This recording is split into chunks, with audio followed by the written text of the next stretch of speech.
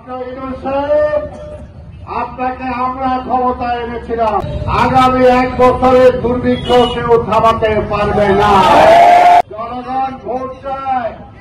আমরা আপনাকে দায়িত্ব দিয়েছিলাম যে আপনি কয়েক মাসের মধ্যে আপনি ভোট দিয়ে নির্বাচিত সরকারের কাছে ক্ষমতা দিয়ে আপনি বিদায় নেবেন। যারা ভোট চায় না তারা ভারতের দালাল। জনগণ ভোট চায়। বলেন আপনারা ভোট চায়? জনগণ ভোট চায়। যারা ভোট চায় না তারা ভারতের দালাল। পরিষ্কার কথা, আমরা ভোট চাই। আমরা জনগণের উপর বিশ্বাস আছে, কারণ এই জনগণকে ছেড়ে বিএনপি কখনো পালায় না। আর আজকের আওয়ামী লীগ পালায় গেছে জনগণকে ছেড়ে, আওয়ামী লীগকে ছেড়ে।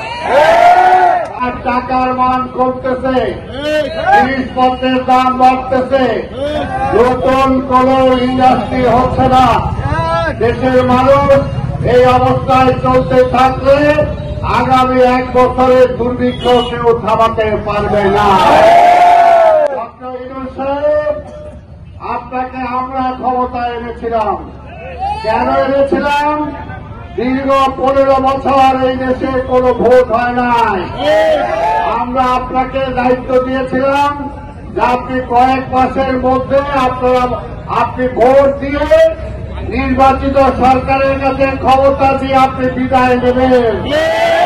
এখন আপনার চারপাশে যারা আছে, ক্ষমতা পায়া কিছু 2 পয়েন্ট ইনকাম করতেছে, তারা আপনাকে বুদ্ধি দিতেছে যাতে নির্বাচন দেওয়া না হয়, যাতে নির্বাচনের সময় দীর্ঘায়িত হয়।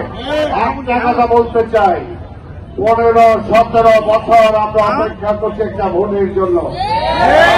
অনেক তরুণ আছে যারা ভোটার হওয়ার পর এখনো ভোট দিতে পারে নাই। আমরা আর কোন বিলম্ব নাই। ইউনূস সাহেব, পরিষ্কার কথা, আমরা ডিসেম্বরে নির্বাচন চেয়েছিলাম। আপনি আমাদের নেতা লন্ডনের তারেক রহমান সাহেবের সাথে বৈঠক করে আপনি বলেছেন ফেব্রুয়ারির মধ্যে নির্বাচন হবে। আবার একটু তালবাহানা করতেছেন। এখনো তো আমরা অন্য কোন কথা বলি নাই। এখনো আঙ্গুল সোজাই রাখছে। যদি আঙ্গুল বাঁকা করে, আরে আপনি আপনার বাড়ির চারিপাশে আর কি মিছিল দেখছেন? সচিবালয় আর কয়শো জনের মিছিল দেখছেন? সারা বাংলাদেশে মিছিলের বন্যা বয়ে যাবে। নির্বাচন দেওয়া ছাড়া আপনার কোন বিকল্প নাই।